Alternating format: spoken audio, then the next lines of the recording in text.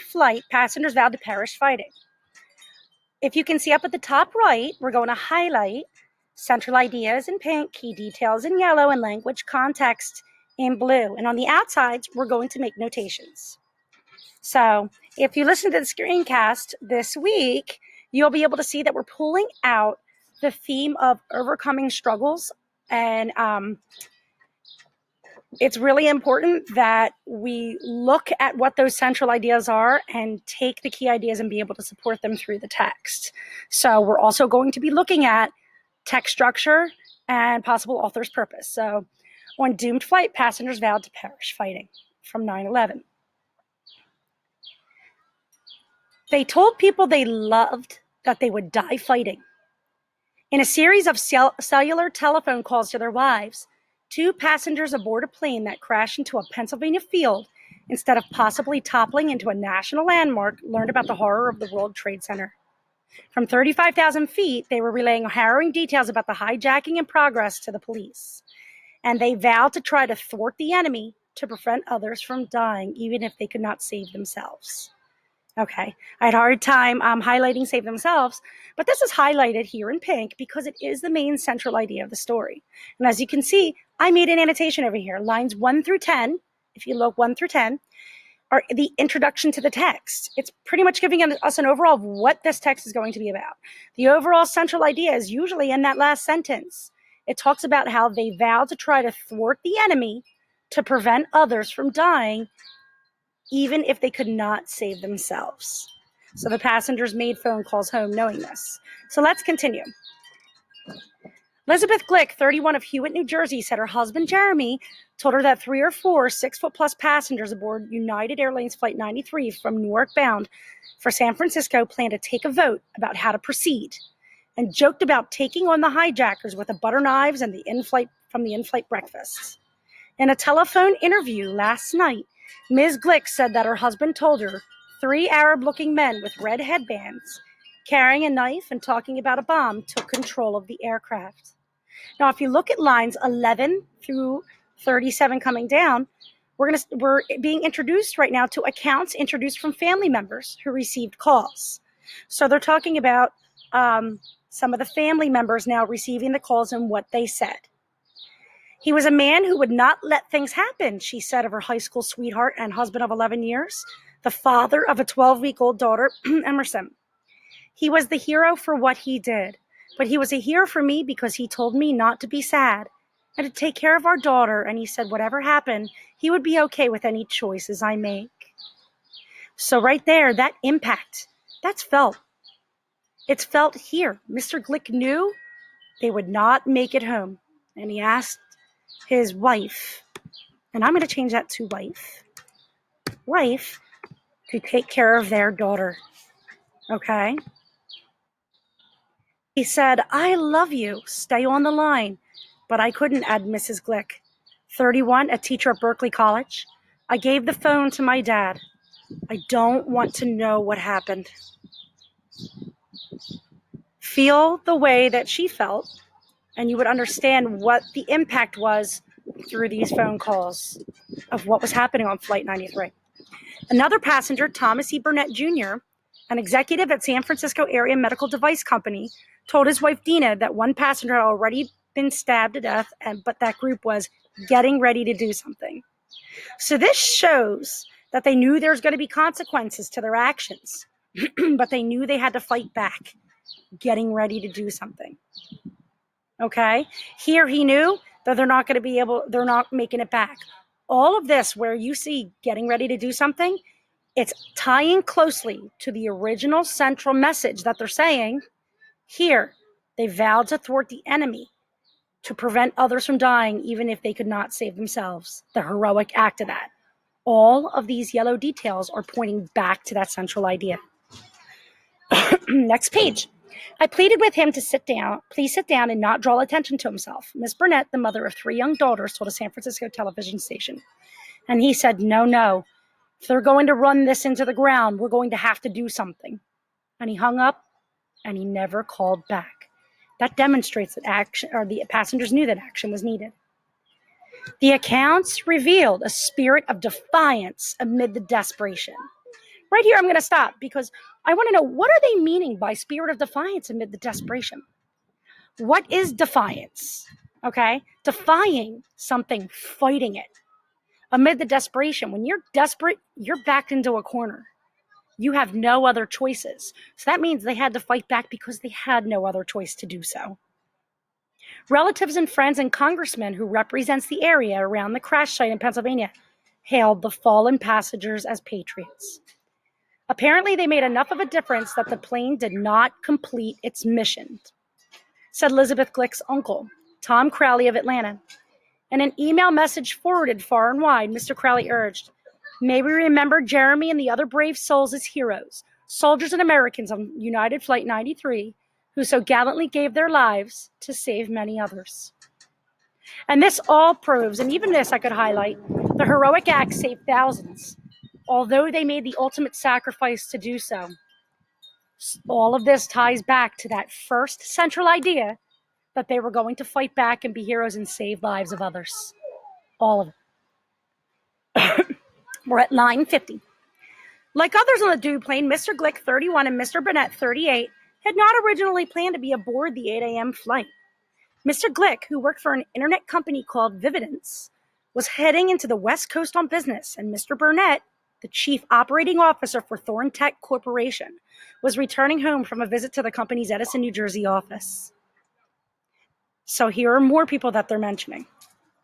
Lauren Grancolas of San Rafael, California, left in an early morning message on her husband's answering machine saying she would be home earlier than expected from her grandmother's funeral. So she's coming home from a funeral, and she's coming home earlier than expected on that flight. Mark Bingham, 31, who ran a public relations firm, had felt too sick to fly on Monday, but was racing to make it an afternoon meeting with a client in San Francisco. So here are some accounts.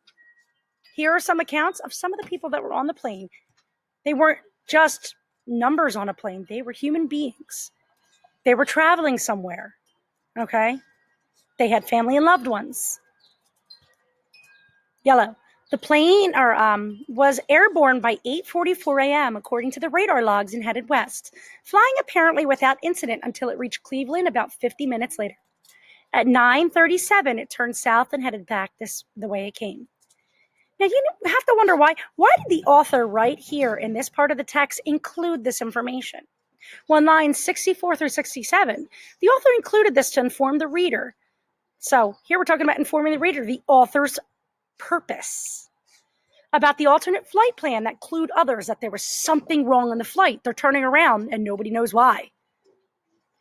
Mr. Bingham, a 6'5" former rugby player who this summer ran with the Bulls in the Pamplona, Spain, called his mother, Alice Hoagland. He said, "These 3 guys have taken over the plane, and they say they have a bomb," said Mrs. Hoagland, a United flight attendant. Here we see a graphic, and in this graphic of United Flight 93, it tells us where the plane takes off from Newark, which was in New Jersey, and the way it takes its route through Pennsylvania, and then it comes back and crashes near Shanksville, Pennsylvania. Okay? CNN reported last night that it had obtained a partial transcript of the cockpit chatter, and that a source who had listened to the air traffic control tape said a man with an Arabic accent had said in broken English, "This is the captain speaking. Remain in your seat. There is a bomb on board. Stay quiet. We are meeting with their demands. We are returning to the airport." Now, how did that clue the reader in that that was not the pilot? Because right here, the words in broken English, he listened to it. This is included to inform the reader that an unfamiliar voice, not the typical captain's voice that they already knew, was speaking. This has also clued off the air traffic controllers that there was something wrong. Another passenger on the sparsely populated plane barricaded himself in the bathroom and dialed 911. Mrs. Grancolas tried to wake her husband, Jack, but got the answering machine. "We're having problems," she said, according to her neighbor, Dave Shapiro, who listened to the message. "But I'm comfortable," she said, and then after a pause, added, "for now." Okay? Even within that, anybody being home or anybody in him, it adds to the mood created at the moment. It shows the feelings. For now, saying for now shows foreshadowing that right now she's okay, she's comfortable, but she knows that something is going to occur. So those words for now are very important to show the foreshadowing of where the author is taking everything. Mr. Glick, a muscular 6'4" water sportsman, and Mr. Burnett, a 6'1" former high school football player, called their wives over and over from about 9:30 a.m. until the crash about 10:10 a.m., chronicling what was happening, urging them to call the authorities, vowing to fight, saying goodbye. He sounded sad and scared, but calm at the same moment, Mrs. Glick said. He said people weren't too panicked. They had moved everybody to the back of the plane. The 3 men were in the cockpit, but he didn't see the pilots and they made no contact with the passengers, so my feeling is that they must have killed them. In a radio interview with KCBS in San Francisco, Ms. Burnett said her husband of 9 years called 4 times. First, just reporting at the hijacking. Later, asking her for information about the World Trade Center disaster. Eventually, suggesting the passengers were formulating a plan to respond. So lines 100 and 103 show the apparent connection. There were simultaneous events happening. The World Trade Center disaster and the hijacking of the plane. The passengers knew once they heard all that they were not going to make it. So they planned, they're not going to make it, they're going to save others. And it takes it back to that central idea of heroism. I could tell that he was alarmed and trying to piece together the puzzle, trying to figure out what was going on and what he could do about the situation. Ms. Burnett said he was not giving up. His adrenaline was already going, and you could tell that he had every intention of solving the problem and coming home. Ms. Glick said that at one point, she managed to create a conference call between her husband and 911 dispatchers. Jeremy tracked the second-by-second details and relayed them to the police by phone. Mr. Crowley wrote in his email the account of the calls. After several minutes of describing the scene, Jeremy and several other passengers decided there was nothing to lose by rushing the hijackers. It shows their heroism and bravery. They knew what's going to happen and they did it anyway. And by rushing the hijackers, they're saying that they made a full force running into them. At the crash site near Shanksville, PA, a local politician and law enforcement officials said wives' accounts made sense.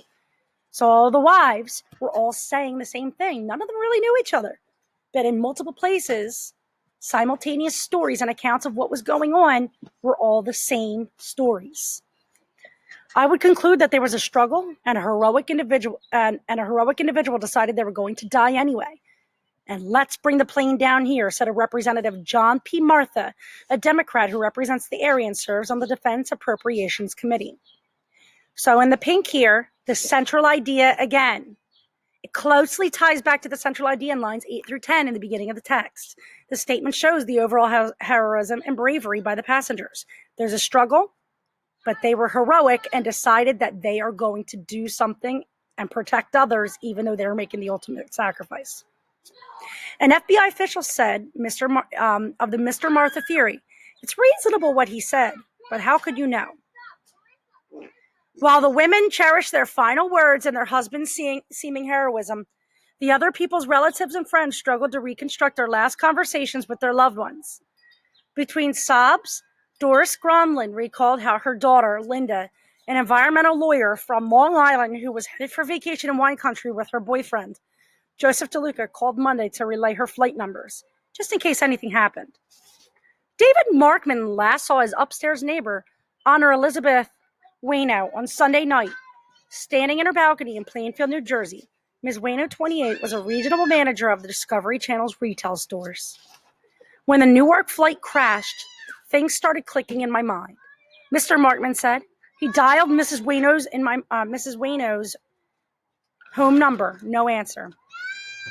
The cell phone rang 4 times and went to voicemail.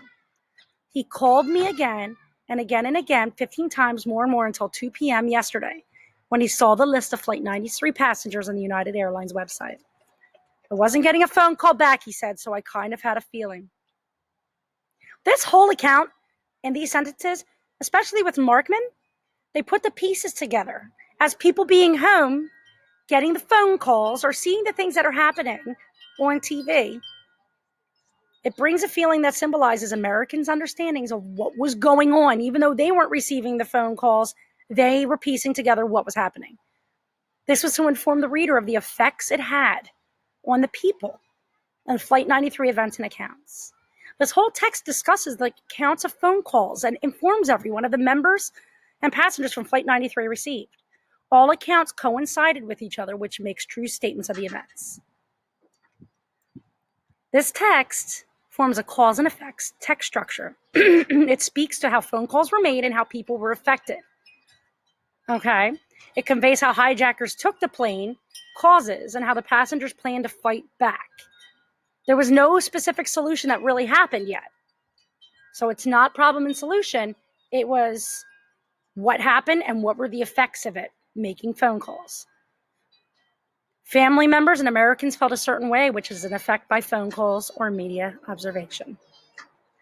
Okay, so this was the text that we were discussing this week.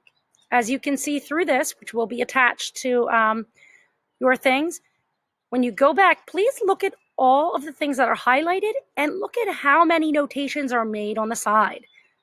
Okay, this is really important. This is what we're looking for from you, to make notations like this, to be able to explain in your own words what's happening on and to make connections and tie back to what's happening in the story. All right. Thank you very much.